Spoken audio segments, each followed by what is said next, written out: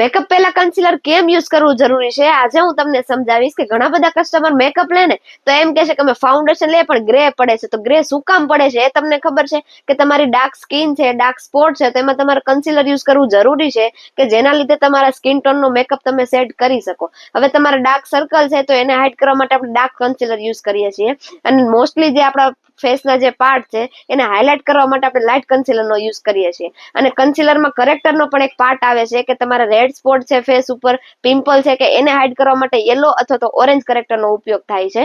અને કન્સીલરમાં પણ ઘણા બધા વેરિયન્ટ હોય છે કે તમારી ડ્રાય સ્કિન છે તો કેવું યુઝ કરવું જોઈએ, ઓઇલી સ્કિન છે તો કેવું યુઝ કરવું જોઈએ. મોસ્ટલી યુઝ કરવું જોઈએ લિક્વિડ કન્સીલર, કે લિક્વિડ કન્સીલરમાં કોઈ દિવસ તમારા મેકઅપમાં પેચીસ પણ નથી પડતા અને એકદમ લાઇટ વેટ લુક આપે છે. તો જરૂરથી એક વખત જ્યારે તમે મેકઅપ કરો છો અને તમારે પ્રોબ્લેમ આવે છે તો એક વખત તમારા સ્કિન ટોનનું બેસ્ટ બ્રાન્ડનું જે કન્સીલર છે એક વખત યુઝ કરજો. તો આવી જ રીતે અમારી રીતે શેર કરો, કમેન્ટ કરો, આઈડીના ફોલો કરો, અને એક વખત જરૂર વિઝિટ કરજો અમારી સાસા કોસ્મેટિક.